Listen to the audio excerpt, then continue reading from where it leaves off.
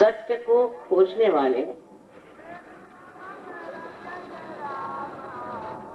आप सभी साधकों को हमारा प्रणाम।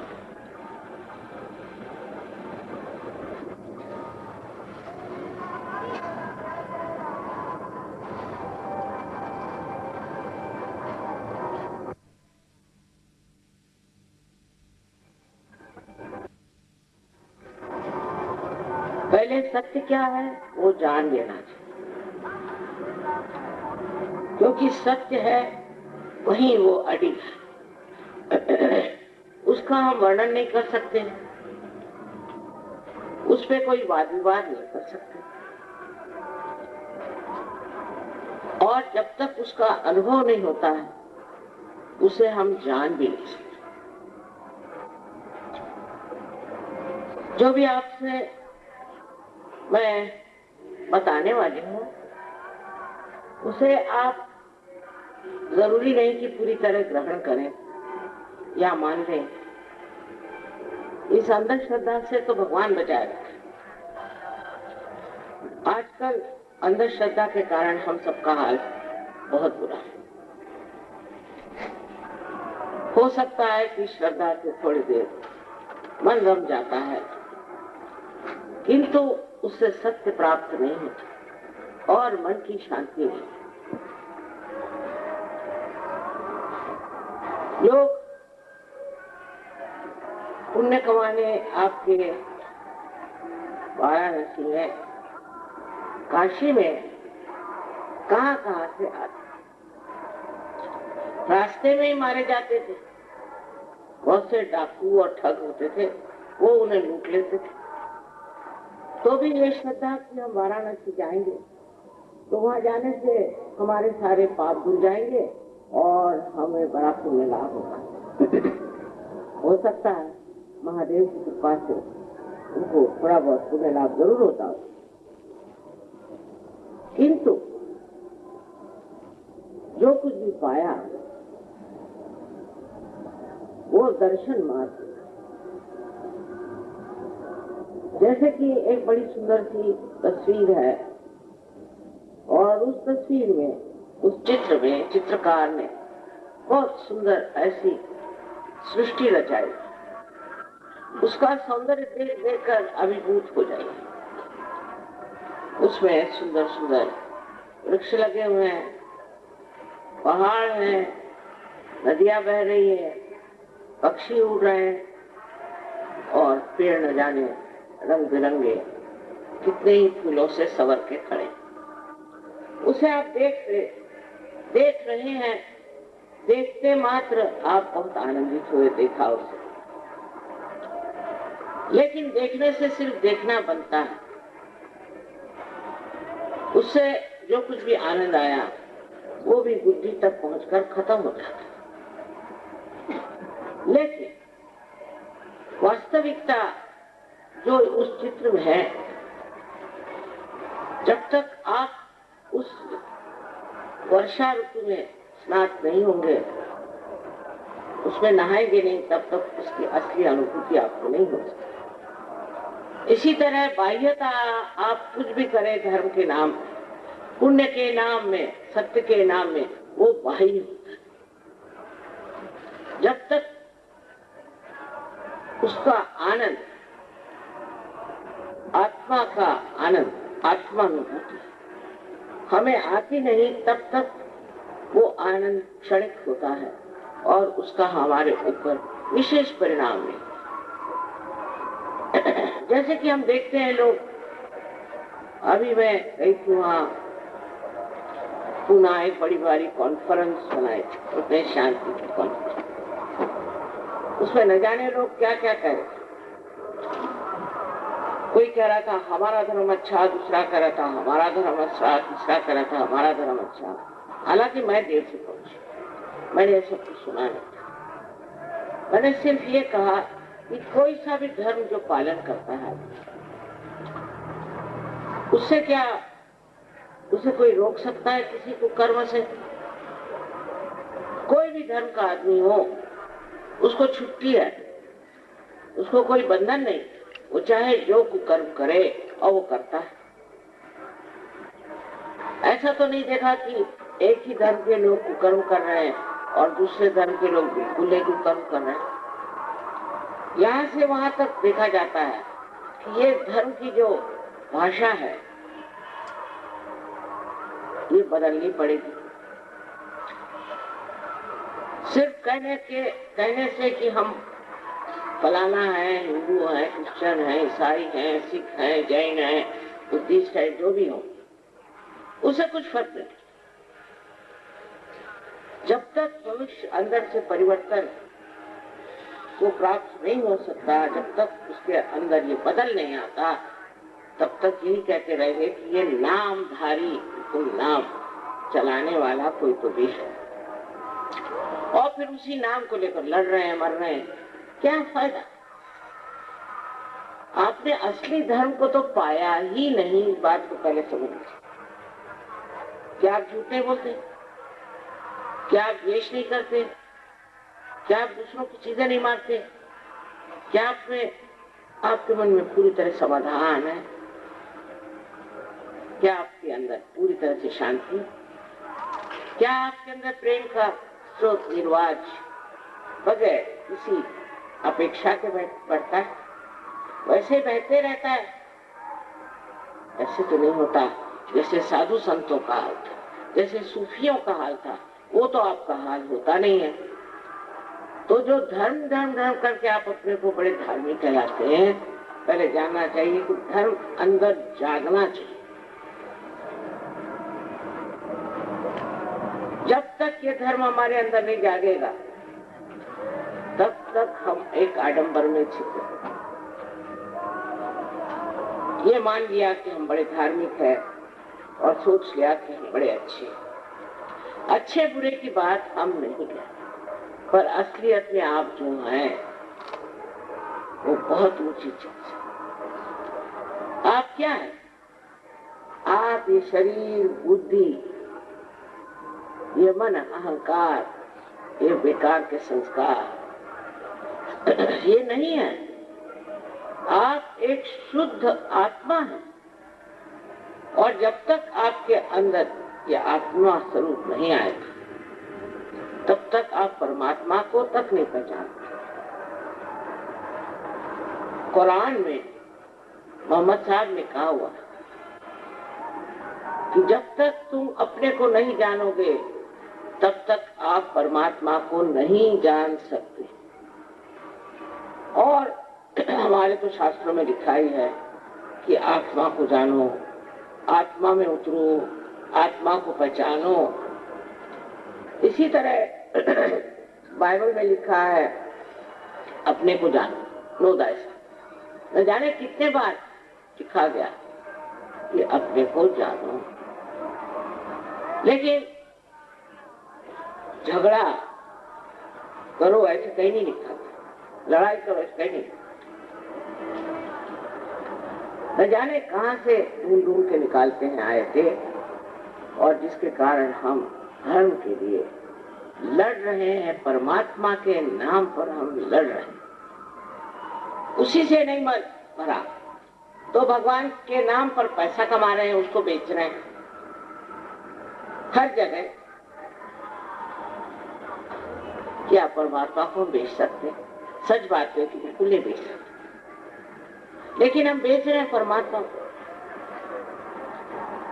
और न जाने क्या क्या जब तब साधन करते हैं। कोई हिमालय में जाता है, एक पैर पे खड़ा होता है, और कोई पता नहीं महीनों तक खाना नहीं खाता, शरीर को श्रम देता है, तकलीफ करके सोचता है कि तकलीफ से ही वो परमात्मा को पाता है। जो भगवान, जो परमात्मा, जो अल्लाह,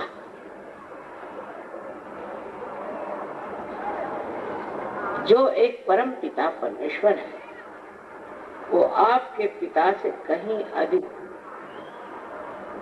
प्रेम करता है आपसे। उसके हृदय में आपके लिए बहुत बड़ी जगह है। क्या वो चाहेगा कि उनसे मिलने के लिए आप ये सब दुनिया भर की चीजें करें, अपने शरीर को दुख दें, तकलीफ दें, मारपीट करें?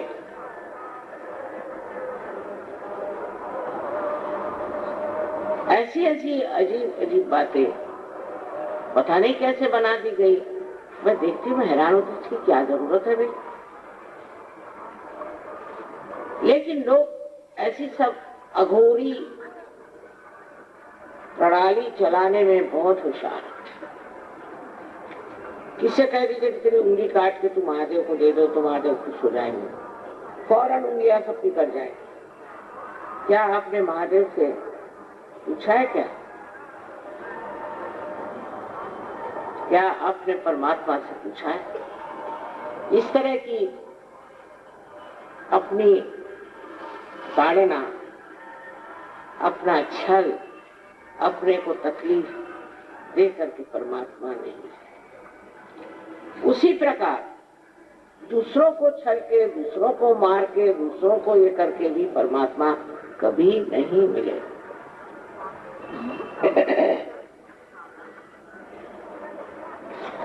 अब आप देखिए कि मूसा ने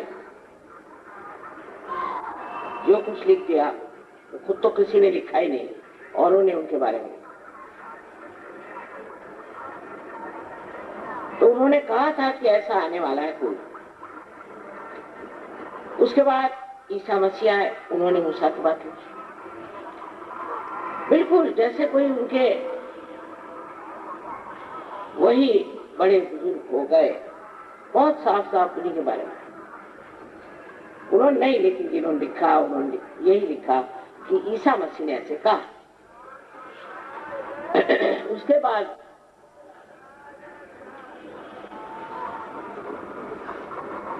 जो मोहम्मद साहब है, उन्होंने भी ईसा मसीह के बारे में लिखा बहुत ज्यादा। और इतना ही नहीं, उन्होंने उनकी माँ के बारे में बहुत ही ज्यादा गौरव से, इज्जत से उनके बारे में लिखा। खबरदार अगर उनके इज्जत के बारे में कोई बात करे तो।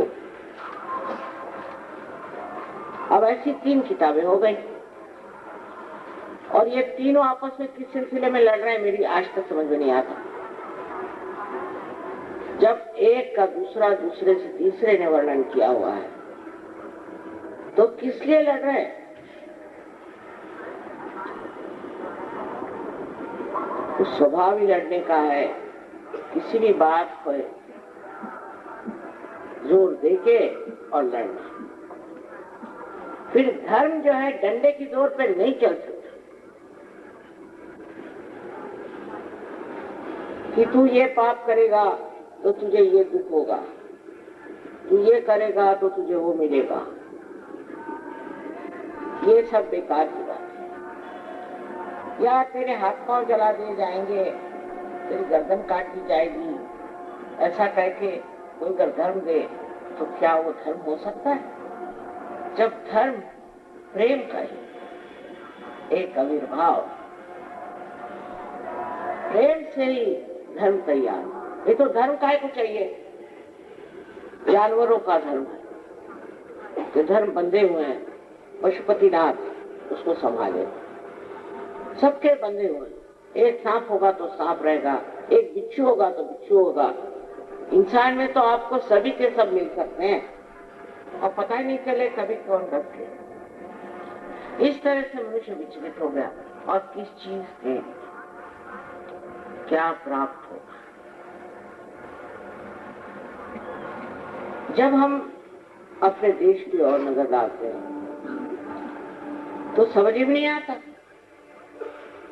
कि क्या हो गया दुनिया में और वो देशभक्ति कहाँ चली गई, जिसके पीछे में हजारों गर्दनें कट गई। चाहे वो हिंदू थे, मुसलमान थे, चाहे सिख थे, ईसाई थे। आज वो लोग गए कहाँ और ये सारे भूत कहाँ से आ गए? कहाँ से चुन चुन के ये राक्षसी प्रवृत्ति के लोग जो सिर्फ पैसा चाहते हैं कैसे आते? क्या वजह? इसकी वजह क्या है? इसकी वजह यह है कि जो उनको चुनते हैं उन्हीं को समझ नहीं किसको चुनना चाहिए। उन्हीं में शक्ति नहीं कि किसी को चुनना चाहिए। जो 5 रुपए दे दिया तो वोट दे दिया। शक्तिहीन देश पे और कौन राज कर सकता है सिवाय राक्षसों। इसलिए हमें शक्तिशाली प्यार की शक्ति से हमें भर ले, और बहुत आसान। आपने सुना ही है कि आपके अंदर कुंडलिनी नाम की शक्ति, कुरान में इसे असस कहा गया है, पर कुरान पढ़ता कौन है? मुल्ला तक तो पढ़ते नहीं।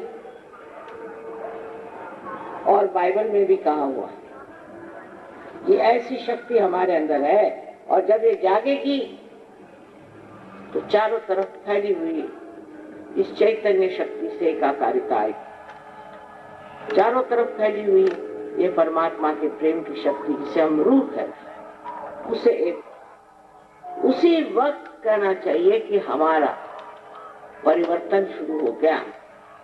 और ये एक जीवित क्रिया है, जीवंत क्रिया है। अगर आप एक बीज को मां के उदर में डाल दें तो वो पनप जाता है, उसमें अंकुर आ जाते हैं।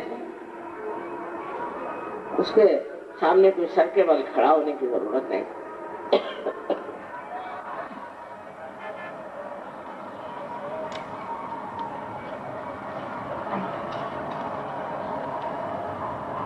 वो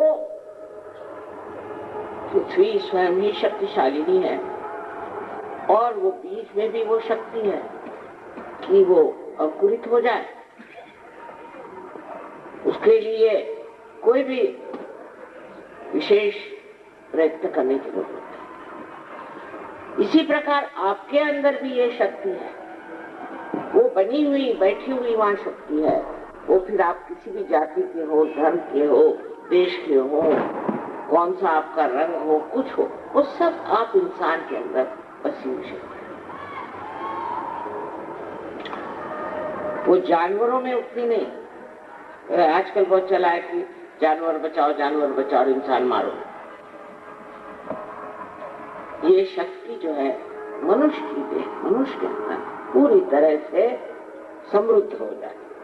जानवरों में भी होती पर समृद्ध नहीं।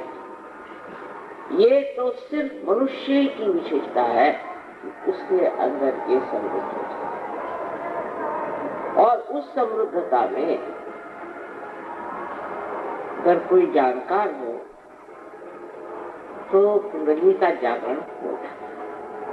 अब ये बताइए कि जब आपने जमीन में बीज लगाया तो कितने रुपए दिए थे उस मां को, उस भूमि को कितने रुपए दिए थे? तो पहली तो बात ये जान लीजिए कि भगवान के नाम पर किसी को भी एक पैसा देना भी पाप। हाँ, और काम के लिए दे सकते हैं। अभी मंडप बनाए, ठीक है दीजिए, बत्ती जलाई, ठीक है दीजिए, ये जगह ली दीजिए। लेकिन आध्यात्म अपने आत्मा स्वरूप में प्राप्त होने के लिए आप पैसा नहीं दे सकते। इसका मतलब यह है कि वो बिल्कुल व्यर्थ चीज। क्या यह जमीन जानती है पैसा क्या चीज है? या परमात्मा जानते हैं कि पैसा क्या चीज है? ये तो हम लोगों ने अपना सरदर्द बनाया हुआ। अगर यही बात आप समझ लें कि कोई पैसा नहीं दे सकता, तो जितने भी गुरुघंटाल घूम रहे हैं वो सब अपनी अपनी जगह चले जाए। ये समझ लें, और समझ ये है कि इसके अंदर ये जोत जल गई, वो आदमी ही बिरला, वो एक विशेष स्वरूप प्राण होते। कबीर के जमाने में कितने लोग हो गए, पर हम कबीर ही को क्यों याद करते? नानक के जमाने में कितने हो गए, पर हम नानक को ही क्यों मानते? इसी प्रकार महाराष्ट्र में भी बहुत बड़े बड़े संत साधु हो गए, उनको मारा, पीटा, सताया, उनको इतना छला है इन लोगों ने, इन धर्म मार्तंडों को जिनके चरणों में आप रहते हैं, इन पंडितों ने, इन मुल्लाओं ने, सबने इनको छला है और छल छल के इनको मारा है। ख्वाजा निजामुद्दीन साहब को देखिए, किसी की जिंदगी खोल के देख लीजिए कि जहां जहां सत्य की बात हुई आ गए डंडा मारने, क्योंकि इनके पेट पर पैर आता है। लेकिन ये जान लीजिए कि पैसे से काम नहीं चलता। और दूसरा, आप अगर कोई ऐसा करेगा तो उसको करना पड़ेगा। विश्वेश्वर अब जाग गए और जब वो जाग जाते हैं, सोते रहे सोई अच्छे, और जब जाग गए तो न जाने कहां से कहां क्या कर। इसलिए ऐसे लोगों के पीछे जाना ये भी गलत चीज है। उससे अपनी भी हानि होती है, अपने बच्चों की भी हानि होती है, शरीर की हानि। अगर आपको कोई तकलीफ है तो आप ही उसको खुद ठीक कर सकते। इस कुंडलिनी के जागरण से अनेक चमत्कार आज घटित हुए। अब उनकी बात मैं नहीं करूंगी क्योंकि उसका अनुभव जब तक आपको नहीं आया बेकार है वो बात करना। लेकिन कुंडलिनी के जागरण से सबसे पहले तो आपकी शारीरिक विवेक तकलीफ हो जाए। शरीर में जब कोई व्यथा हो तो वो पूरी तरह से ठीक हो सकती है। अब कोई कोई की नहीं होती, ये जरूर है, लेकिन अधिकतर लोगों की शारीरिक व्यथाएं ठीक हो। आप कहेंगे कैसे? तो ये जो चक्र है जिसमें से कुंडलिनी गुजरती है, यह हमारी शारीरिक, मानसिक, बौद्धिक और आध्यात्मिक जो जरूरतें हैं उनको पूरी करती है। और जब इनमें खराबी आ जाती है, उसी से हम बीमार पड़ जाते हैं, हमें दिमागी जमा खर्च हो जाता है, या हमारे दिमाग खराब हो जाते हैं, या और तरह की भी जो तकलीफें इन्हीं चक्रों के वजह से।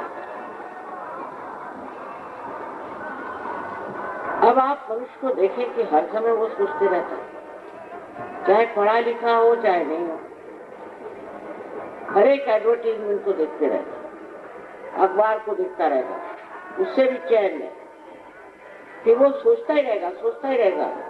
अबे क्या सोच रहे, सोचने की क्या जरूरत?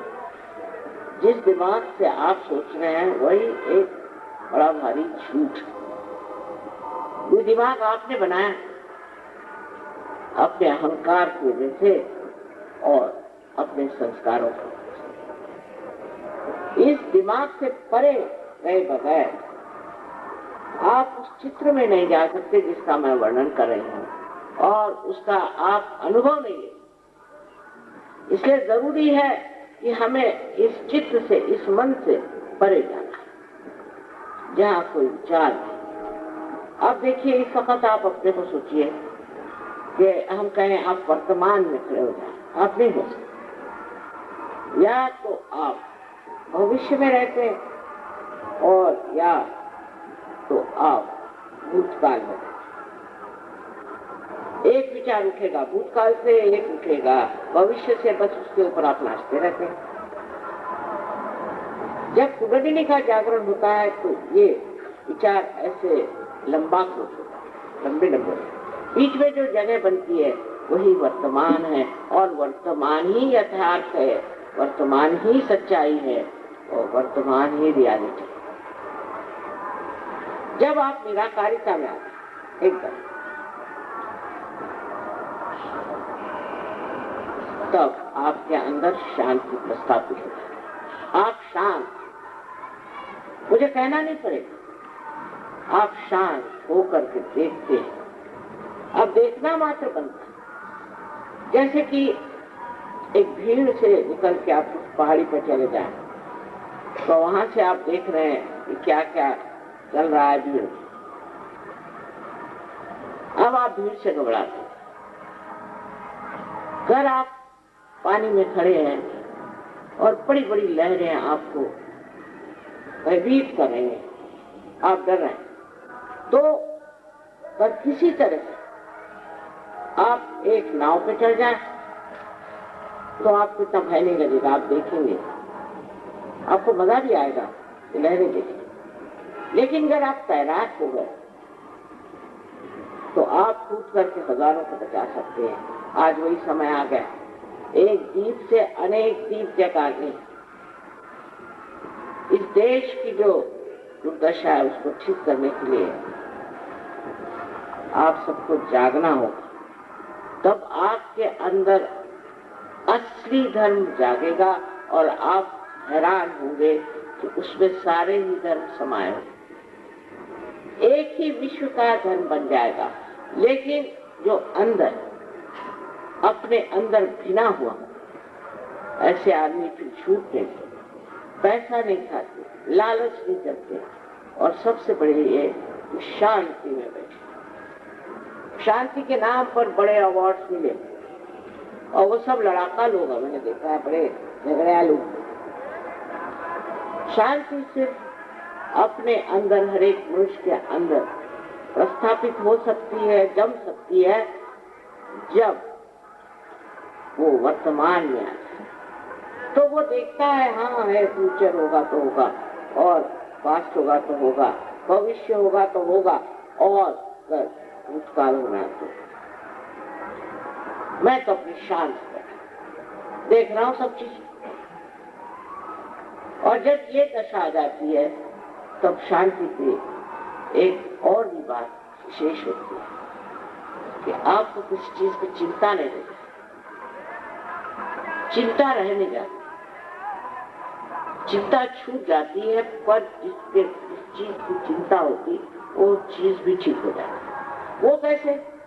वो ऐसे कि आपका जो चित्त है, आपका चित्त खुद ही प्रकाशित होता है। जब आपका चित्त प्रकाशित हो जाता है और आपका चित्त चिंता से पूरी तरह दूर हो जाता है, तब उस प्रकाश में वो चिंता छिप जाती है। लोगों के ऐसे सवाल थे जो एकदम ठीक हो गए, वो शांति से बैठे थे, तो हमने कुछ किया ही नहीं माँ और सब ठीक हो गया। उसे झगड़ा था, वो दूसरे दिन आया और उसने उसे हाथ खिला लिया। मेरा पैसा डूबने वाला था, उसने आके मुझे बता दिया, भाई तू अपना पैसा बचा ले, तुम्हारे लड़के की मौत होने वाली है, किसी ने कहा। पहले ना उसकी मौत हुई ना कुछ हुआ, ठीक बैठा हुआ। एक्सीडेंट हो जाएगा लेकिन कोई मरेगा नहीं, कोई बीमारी हो जाएगी उसमें वो ठीक हो जाएगा। ये तो छोटी छोटी न जाने कहां से कहां मनुष्य पहुंच जाता है, क्योंकि उसे शांति और सबसे बड़ी चीज है समाधान। अब आप सुन रहे हैं कि इन लोगों पर करोड़ों करोड़ों रुपए है, क्या करने वाले पता नहीं, दीवार में चुनवा के रखे थे। आपको समझ में नहीं आया? ये बीमारी, एक बीमारी है कि बस जोड़ते जाओ, जोड़ते जाओ, पागल। ये बीमारी छूटने के लिए, इसको भी कहते हैं अभ्यास, इसको कहते हैं कि लालच। ये छूटने के लिए कुंडलिनी से बढ़ के कोई साधन है, क्योंकि कुंडलिनी आपके अंदर समाधान का ऐसा दीप जला देती है कि कहने को लोग कहेंगे तो बड़ा गरीब है, लेकिन आप शहंशाह जैसे। इसको लालच नहीं, वही असली शहंशाह है, और जिसको लालच है वो भिखारी। ऐसी आपको एक नई शख्सियत, नया व्यक्तित्व प्राप्त हो, और फिर आप जानते हैं कि आप हैं क्या, आप कितने गौरवशाली व्यक्ति। आपको क्या पड़ी है? जब ये बातें आपके सामने आएंगी तो आप खुद ही अपने सोचोगे, ये हूं मैं। प्यार का सागर हो जाता है, एक बूंद जैसे सागर में मिल जाए और सागर हो जाती है, इस तरह से आप एक सागर हो जाते, थकान नहीं होती। अब मेरी उम्र तो आप जानते हैं, आप मुझसे यहाँ उम्र में कोई बड़ा होगा भी नहीं। रात दिन घूम रहे हैं, इस देश में जाओ, उस देश में जाओ, ये करो वो करो, मुझे कुछ नहीं होता, क्योंकि मैं कुछ कर ही नहीं रही। ऐसा ही लगता है। आपके अंदर जो जो खराबियां हैं, जिससे आप घृणा, वो सब अपने आप बह जाती है और सुंदर कमल के पुष्प के जैसे आप गंदे सड़े हुए पानी से निकल के और सारे पानी को सुरक्षित कर देते। ये सब आपके अंदर है। ये धर्म भूमि है, मैं मानती हूँ। भारत एक योग भूमि है, मैं मानती हूँ। जो देश भारत को छोड़ के गए, मैं जानती थी उनकी हालत ठीक रहेगी, निपटारा वही हो रहा। पर तो भी योग भूमि जो है उसका प्रकाश फैलाने के लिए दीप जलने चाहिए। घर घर में, नगर नगर में, हर जगह जब ये दीप जलेंगे तो अंधकार पूरी तरह से दूर हो जाएगा और सत्य युग मेरे तो सामने ही खड़ा हो। एक बात जरूर कहूं कि मैं जो देखती हूँ आप नहीं देख पाते। इसलिए कभी कभी लोगों को ऐसा भी लगता है कि माँ इतनी बातें कहती है तो माँ की आदत है, हम लोगों को बढ़ा चढ़ा देते। ये बात सच्चाई जो है वो ये है और यही आपको पाना। आपके अंदर स्वयं ही ऐसी शक्ति आ जाएगी कि आप लोगों को जागरूक कर सकते। महाराष्ट्र में एक सज्जन थे, उन्होंने 4000 लोगों की जागृति कर 1 महीने के अंदर। और देखिए वो 4000 आज जम गए लोग, तो फिर मजा आता है। और यही तो हमारे रिश्तेदार हैं, यही तो हमारे अपने। एक आदमी को तकलीफ हो जाएगा तो सारे विश्व में हलचल मच जाती है। और एक ही सहयोग का नाम आप जान रहे हैं, एक एक को आप पहचान लेंगे। इतना विशाल सहज का आंगन और उसमें सब आपस में एक। सब ये जो बेवकूफियां हैं इसके लिए लड़ रहे हैं, मर रहे हैं, इसको देख के हंसी आए। इतना ही नहीं, अपना जो समाज है, अपनी जो आसपास की जो बस्ती है, जो बहुत ओछी छोटी बातों में उलझी हुई है, वो सब आपको समझ में आ जाए और आप स्वयं ही नैतिक हो जाएंगे। मुझे कुछ कहना ही नहीं पड़ेगा, मैं कुछ भी नहीं कहती। मैं भी नहीं कहती शराब मत पी, मैं कुछ नहीं कहती। वो कहते ना, जब हमारी गली में आएंगे तो देखेंगे, तो जब आप अपनी ही गली में जाएंगे तो ये कुंडलिनी जो है आपको ऐसी स्थिति में ले जाकर दिखा देगी कि आप ही बदल जाए। हीरा जैसे तराश के वक्त ऐसी आपकी स्थिति है। तो बेकार में हम ये धर्म वाले, हम वो धर्म वाले कह के आप धार्मिक नहीं। धर्म अंदर जागना चाहिए। विश्व का धर्म आपको लगा, विश्व निर्मल धर्म हमने इसका नाम रखा है। वो रशिया में रजिस्टर हो गया, अमेरिका में हो गया, हिंदुस्तान में नहीं हो सकता, क्योंकि वो कहते हैं यहाँ इतने धर्म है, हम कैसे एक धर्म माने। इतने धर्म इसलिए चाहिए कि लड़ेंगे आपस में, अच्छा रहेगा सबके लिए, पॉलिटिशियंस के लिए भी। इसलिए एक धर्म हो जाएगा तो फिर कैसे क्या करेंगे। लेकिन है तो एक ही। ये लोग हैं यहाँ आए, आपके देश में बनारस को बहुत मानते हैं, ये आपके भारत भूमि को इतना ऊंचा मानते हैं कि जब ये बंबई में उतरते हैं नीचे तो जमीन को छूते हैं और कहते हैं कि ये तो योग भूमि। उनको चैतन्य दिखाई, हम लोग को वो काहे में कर्म कांडों में खोए हुए हैं। रशिया में देखिए, जिन्होंने कभी भगवान सुना नहीं, किसको कुछ मालूम नहीं, वो तो एकदम साफ सुथरी चीज। और ऐसे चिपक गए हमसे कि कुछ पूछे ही नहीं। और लाखों की तादाद में हमारा प्रोग्राम स्टेडियम में होता है, कम से कम 18 आदमी उसमें बैठते हैं, तो भी बार 4-6 हजार खड़े रहते। ये रशिया में हो रहा है, जहाँ भगवान का नाम ने, जहाँ बनारस जैसी धर्मभूमि ने है, और यहाँ क्या सोचना चाहिए कि कुछ न कुछ हमारे अंदर गड़बड़, इस गड़बड़ी को ठीक करना और उस परम आनंद की स्थिति पहुंचना। अब आपका, मैंने कहा, चित्त प्रकाशित होता है, उससे जहां भी आपका चित्त जाएगा वहां वो कार्य करेगा, वहां शांति करेगा, वहां अमन पहुंचाएगा, वहां कोई अगर बीमार होगा तो आपका चित्त मारे, क्योंकि आपके चित्त का जो संबंध हो गया है, ये चारों तरफ फैली हुई सूक्ष्म परमात्मा की प्रेम की शक्ति से। अब ये है, इसका अगर कनेक्शन ही नहीं हो तो मैं क्या बोलूंगी।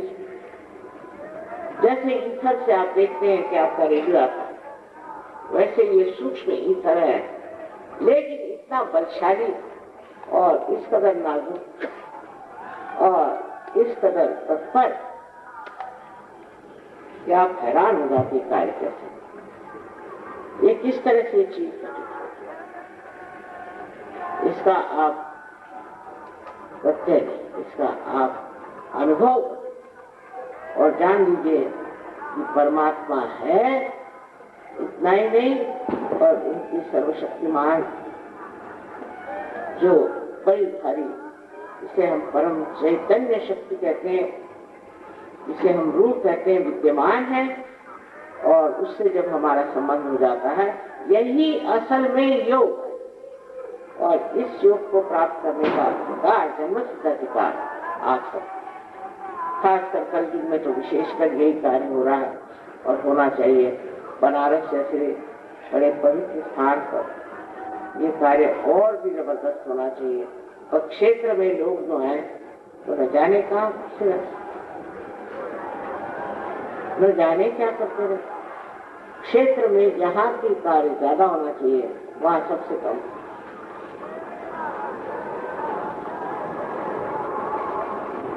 एक तो भय के कारण, एक तो आदत के कारण, और एक पूर्णतया अज्ञान के कारण फालतू चीजों में हम लोग अपना समय बर्बाद करें। इसकी कोई जरूरत नहीं। हमारे यहाँ बड़े अच्छे अच्छे सेंटर्स हैं, बहुत अच्छे सहयोगी हैं, उनसे आप सब जान सकते हैं। पहले अंकुरित होते हैं, फिर उसके वृक्ष बनते। आपको भी उत्तम उत्तम वृक्ष बने। ये लोग यहाँ क्यों आए? क्योंकि ये सोचते हैं यहाँ सब बड़े साधु संत रहते, और ये भूमि जो है विशेष। अब मैं इनसे तो सच बात कहती नहीं, लेकिन आप लोगों की क्षमता इनसे ज्यादा है, मैं बताता, क्योंकि आप इस पवित्र भारत देश में पैदा, बहुत आप विशेष, और आपको ये प्राप्त बहुत जल्दी होता है। इन लोगों ने तो हाथ तोड़े नहीं, आप लोगों को कोई मेहनत करनी नहीं, आप जानते ही नहीं कि आप हैं। यही बड़ा भारी अज्ञान आप है। एक बार अपने को जान लीजिए, फिर आप सबको जान लीजिए। सबको मेरा अनंत आशीर्वाद।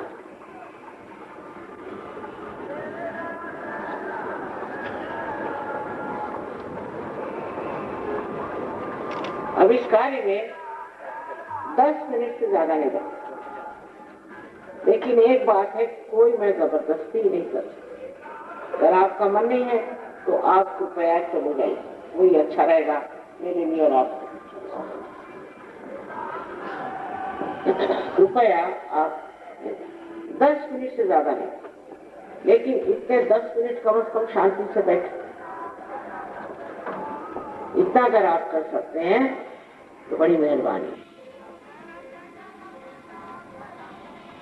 दूसरी बात ये, आप तशरीफ करके हैं सब, आप बैठ जाइए, वो अच्छा रहेगा। बैठने से मैं भी किस भूमि की थी करें, इस भूमि पर बैठे इसी से तो मुझे बड़ा फायदा होने वाला है। लेकिन जो लोग कुर्सी पर भी बैठे वो सिर्फ पैर से अपने जूते हटा लें और सभी लोग जूते हटा के बैठे। जब हम इंग्लैंड में पहली मरतबा कहा लोगों से कि आप जूते हटाइए तो आधे लोग तो उठ के चले गए, इससे वो जूतों से चिपके थे, वो आज कहां से कहां पहुंचे। मेरे पिताजी कहते थे सब करना बाबा पर अंग्रेजियों को हिंदी भाषा मत सिखाओ, और अभी आप सुन लीजिए हिंदी भाषा। 3 महीने में राजदारी करने लगे, ऐसी कव्वाली सुनाते हैं 3 महीने के अंदर। तो लोग कहेंगे वाह कहां से आते, जैसे कोई गंधर्व नगरी से चले आ रहे। ये सहयोग से लाभ हो जाता है कि मनुष्य में अनेक गुण जो उसके छिपे हुए हैं वो सामने आते हैं। जिन्होंने कभी एक पंक्ति भी नहीं लिखी वो कविताओं पे कविताएं लिख रहे हैं, जिन्होंने कभी भाषण नहीं दिया, जो कभी स्टेज पर नहीं आया वो भाषण दे रहे हैं। आपसी प्यार देखकर मन बार हमारे प्रोग्राम में 65 देशों से क्या कुछ ज्यादा 70 देशों से लोग आते हैं, कभी कोई झगड़ा नहीं, कोई वाद विवाद नहीं। हाँ मजाक काफी चलता, वो तो होना चाहिए दोस्तों में। और नहीं सुना ये कि उसकी बीवी उसके साथ भाग गई, उसकी लड़की उसके, ऐसा कभी होता ही नहीं है, सवाल ही नहीं।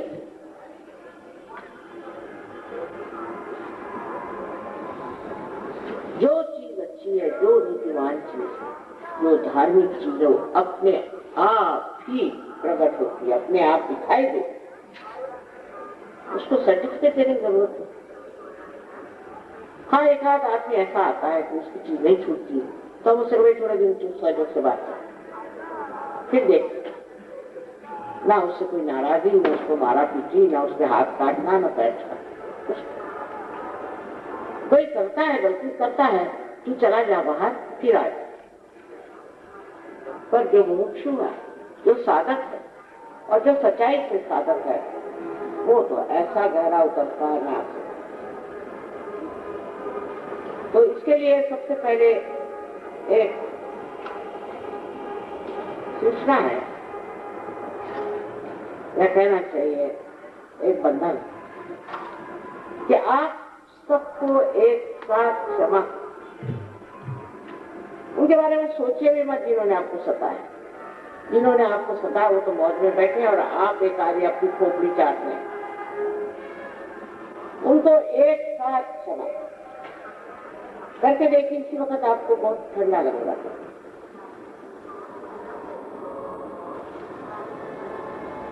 फिर दूसरी बात है, कहीं भी जाए आप, मंदिर में जाओ, मस्जिद में जाओ, चाहे क्षेत्र में जाओ, कहीं वो यही बताएंगे तूने ये पाप, तू पापी।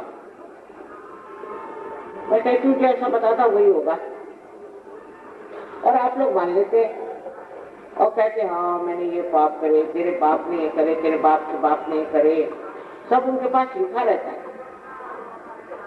और उसके लिए तू ये दे, तू वो दे, और आप चले दे रहे। मेरी आंखों में, मेरी नजरों में, मेरे सामने कोई पापी मुझे नजर नहीं आता, और न ही कोई गुनहगार। माँ के लिए कभी कोई बेटा गुनहगार नहीं। इसलिए मेहरबानी से आप ये भी कहें कि मैंने अपने को भी क्षमा कर दिया, जो हो गया सो ठीक है। कोई गलती हो गई होगी, मैं नहीं करूँ, लेकिन उस वक्त उसको ठीक ठाक करना था। अब उसके लिए क्यों रोते बैठे हो भाई?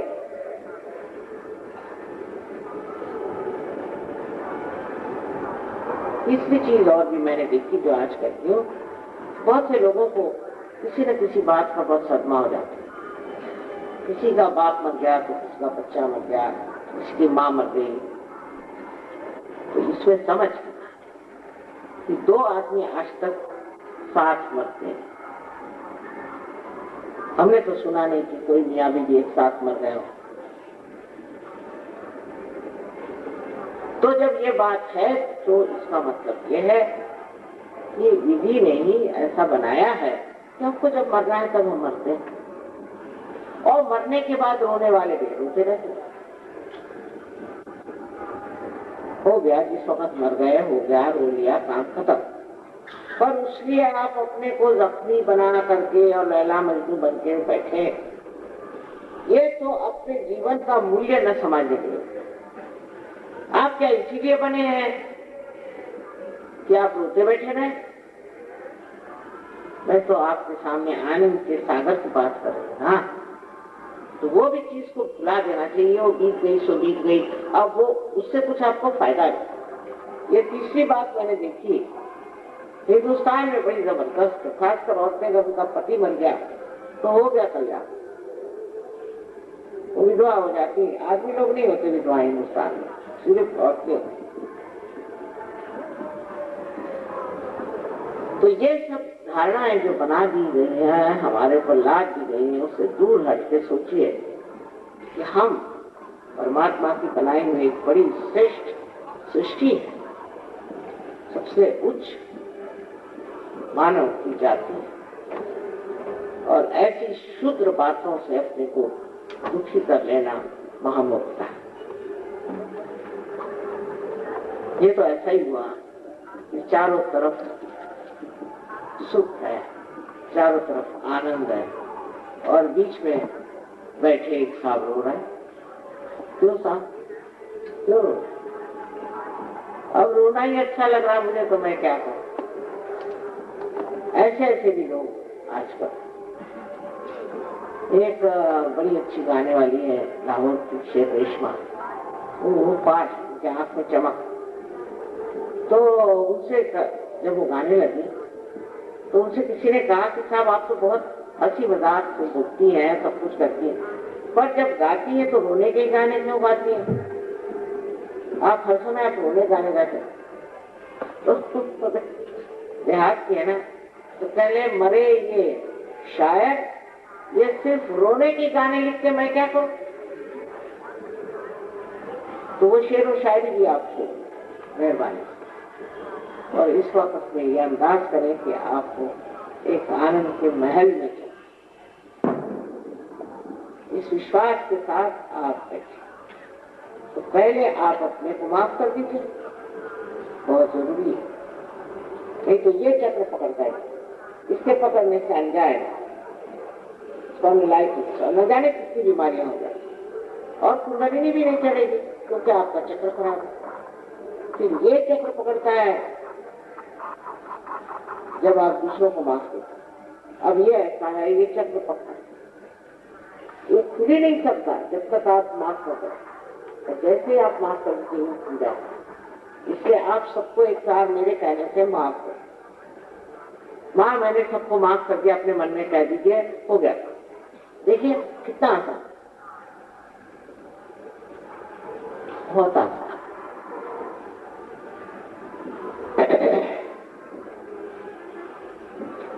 अब एक और विनती करनी है कि मैं तो माँ हूँ, माँ के सामने टोपी लगाने की कोई जरूरत है, तो माँ के सामने तो वो कोई मिनिस्टर होंगे, उनके सामने टोपी लगाना, तो आप अगर टोपी उतार सके तो अच्छा रहेगा। टोपी ब्रह्मानंद का खुलना है,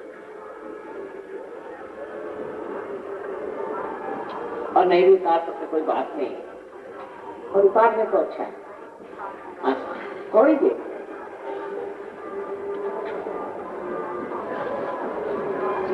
अब आप लोग दोनों हाथ मेरी और इस तरह से बिल्कुल ऐसे सादे, कोई खास बात नहीं।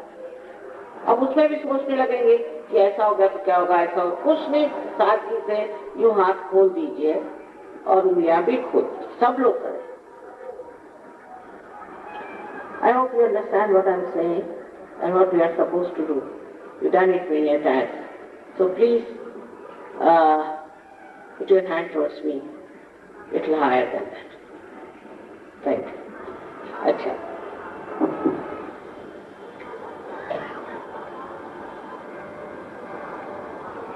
अब लेफ्ट हैंड, मैं इसे लेफ्ट राइट कहती थी। हिंदी भाषा जो है वो न जाने किस तरह से लेफ्ट और राइट को अलग अलग लोग कहते हैं, इसलिए लेफ्ट हैंड मेरी तरफ है। और सर झुका के राइट हैंड से देखें कि ये जो तालू भाग है, जो कि एक नरम सी हड्डी है, उसके ऊपर अधर में अपना राइट हैंड पहले सर झुका ले और राइट हैंड उसके ऊपर रखें, कुछ ऊपर कुछ नीचे, जहां भी देखिए कि ठंडी या गर्म हवा उसमें से आ रही हो। आप ही के अंदर से, अब शंका मत करिए, आप ही के अंदर से ठंडी या गर्म हवा आ रही हो। अगर आपने क्षमा नहीं किया हो अपने को और दूसरों को, तो हवा गर्म रहे, इसलिए अब भी उसे आप ठंडी करें, क्षमा करें, अपने को भी और दूसरों को भी। अब दूसरा हाथ मेरे ओर, और सर झुकाना होगा, सर झुका लीजिए, सर झुका के अब देखिए लेफ्ट हैंड से फिर से कि ठंडी या गर्म हवा आ रही है। अब भी फिर से आप अपने को और दूसरों को पूरी तरह से, पूरे हृदय से क्षमा। अब बहुत से लोग कहते हैं कि क्षमा करना बड़ा कठिन है। बिल्कुल नहीं, आप क्षमा करें या न करें, आप करते कुछ नहीं है, कुछ भी नहीं करते, पर आप जब क्षमा नहीं करते तब आप दुष्टों के हाथ फेंकते हैं, इसलिए आप क्षमा करें।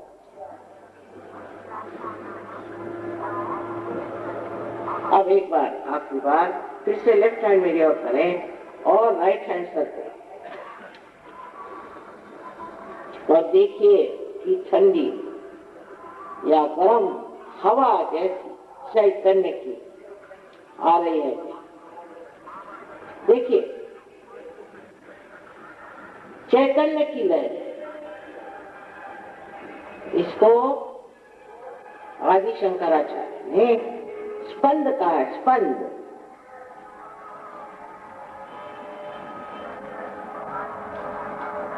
यही वो शक्ति है, जान लीजिए, इसे मैं कुंडलिनी कहती हूँ, वो आपके तालू से निकलते हैं।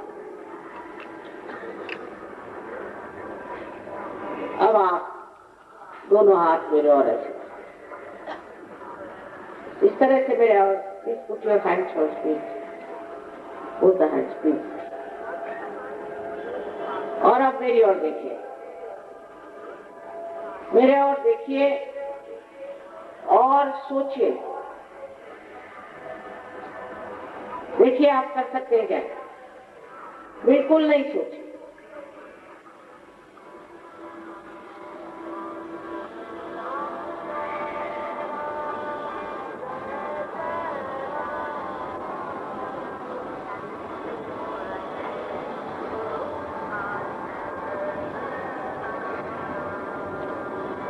अब अपने दोनों हाथ आकाश की ओर यूं करके सर पीछे करके और अपने मन में इन 3 सवालों में से एक सवाल करें मन में। मुझे आप माँ कहें चाहे श्री माता जी कहें। पहला प्रश्न, माँ क्या ये परम चैतन्य है? 3 बार।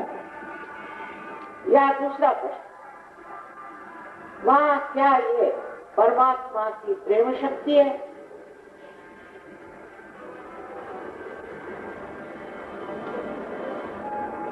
तीसरा प्रश्न, क्या माँ ये रूह है जिससे रूहानी जिंदगी मिलती है?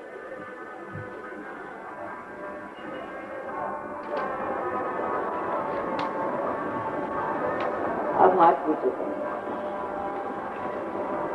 और फिर से दोनों हाथ मेरे ओर करें और न सोचें, सोचिए।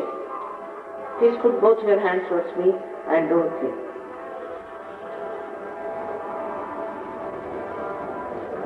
आंख खुली रखें। Please keep your eyes open.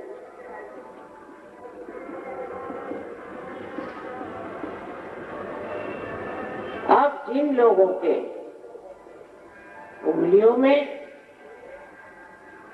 हथेली में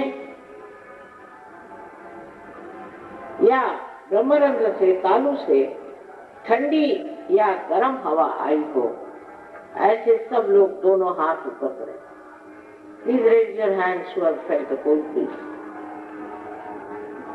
यह है ना बनारस और महादेव की कृपा, अनंत आशीर्वाद है आप सबको, सबको अनंत आशीर्वाद है। आप सब हो गए साधु। कहत कबीर आनंद भयो, बहुत आनंद की बात है। अब इसको फैलाना है चारों तरफ, बनारस में भी, वाराणसी में और इसके चारों तरफ इसको फैलाना है। बहुत आसान है। मनुष्य बहुत प्रक्षुब्ध है, बहुत अशांत है, बहुत तकलीफ में है। परमात्मा की प्रेम की शक्ति संसार में जब कार्यान्वित होगी तो हमारे सारे ही प्रश्न ठीक हो जाएंगे। सबको हमारा आनंद आशीर्वाद।